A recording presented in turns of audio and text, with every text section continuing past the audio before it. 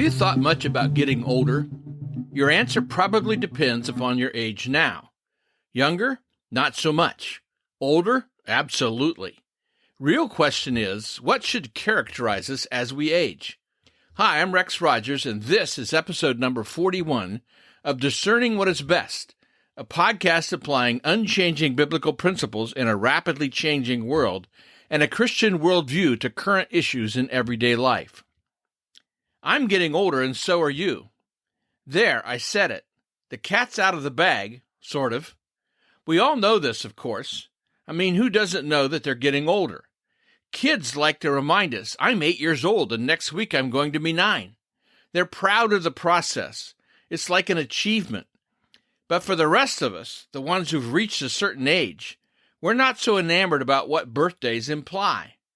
No one but retirement homes and life insurance agents seem to want to talk about it.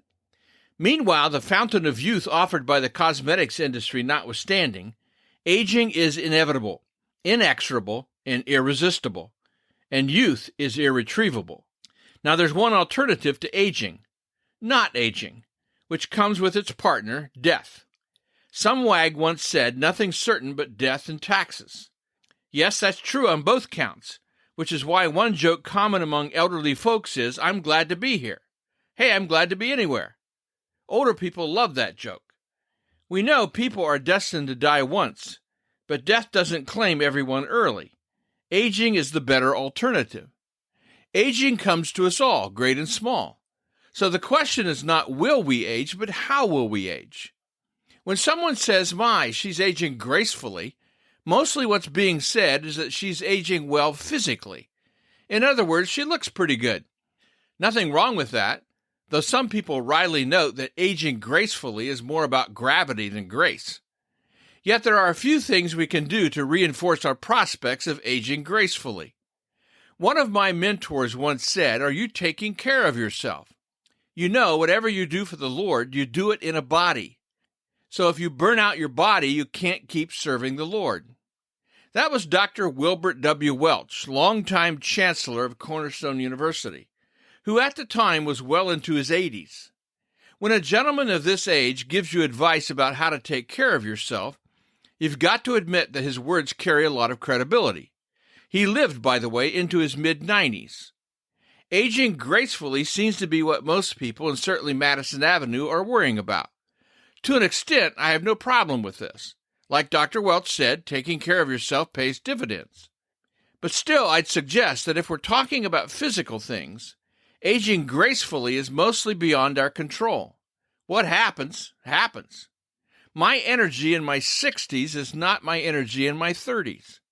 My eyes were once especially sharp. I won all of the Read the Sign Way Down the Road contest. Now I wear blended trifocal lenses and the beat goes on. Aside from the physical, there's another profoundly more important way to approach aging. We can consider what it means to age graciously, which is entirely within our control. Abraham Lincoln once said, every man over 40 is responsible for his own face.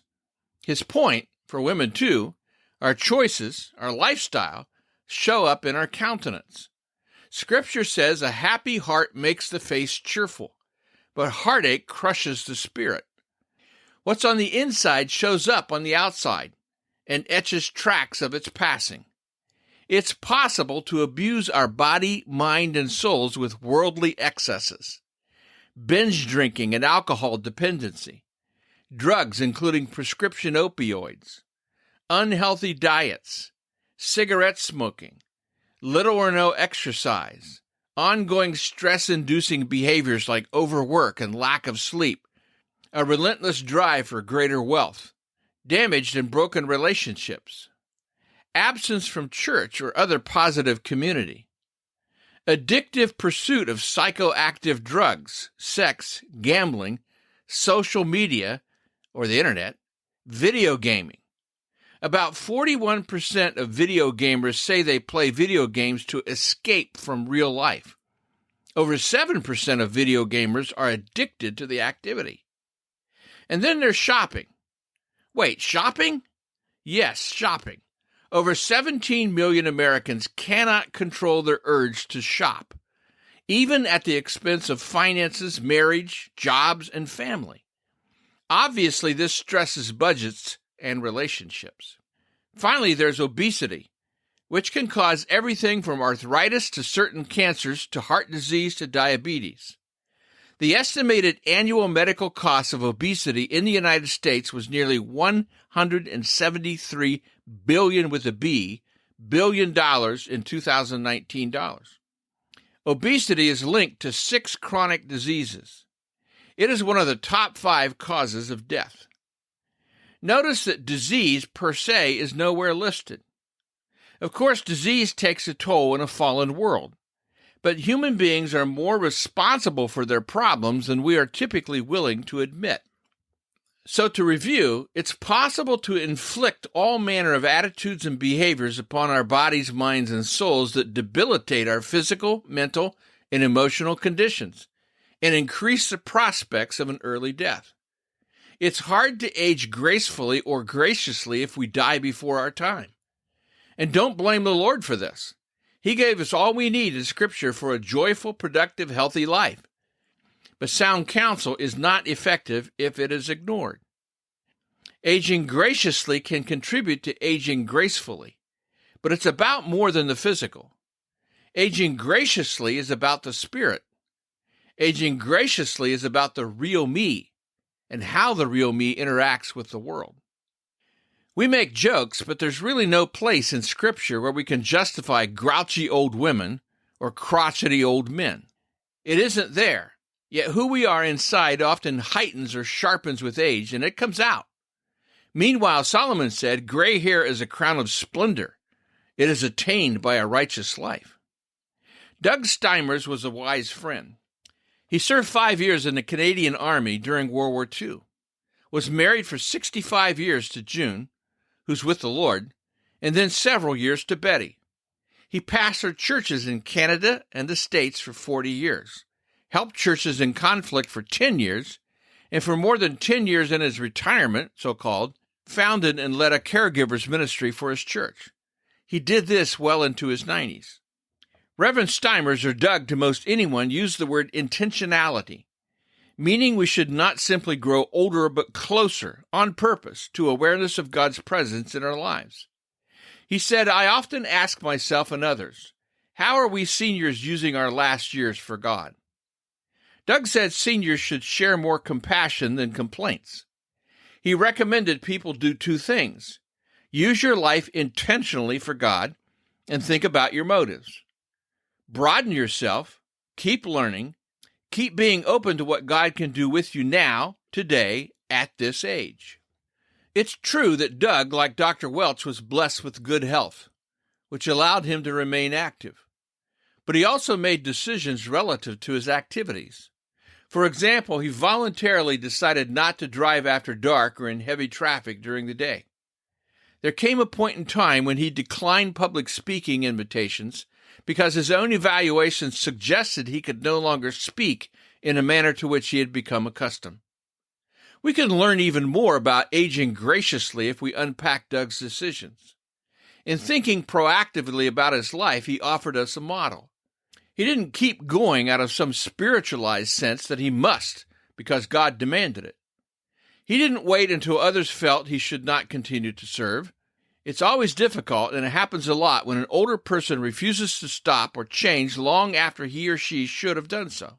Doug didn't associate his worth with his ability to do certain things. Not doing these things didn't create for him an insecurity problem. No, his sense of who he was rested in his relationship with the Lord. Doug knew God is in charge of aging as well as serving, ministering, and working. Dr. Welch modeled a similar process for me, too. In his 80s, he chose a time, and he resigned from boards. He decided not to continue speaking publicly when the rest of us still wanted him to do so. And he made personal arrangements regarding he and his wife's future living and care. I honor Dr. Welch and Reverend Steimers for their godly examples of proactive stewardship. Aging.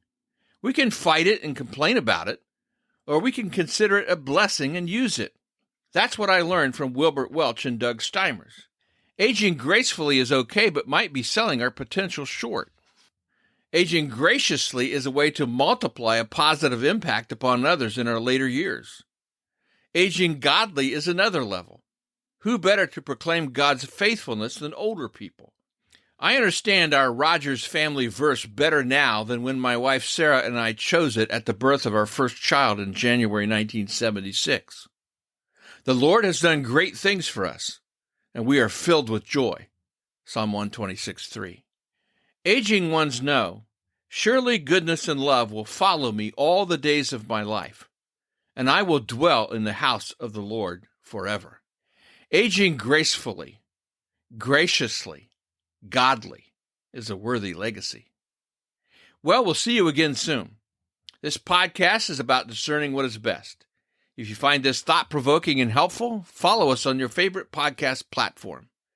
Download an episode for your friends. For more Christian commentary, check my website, REXM as in Martin, that's rexmrogers.com. And remember, it is for freedom that Christ has set us free. Stand firm.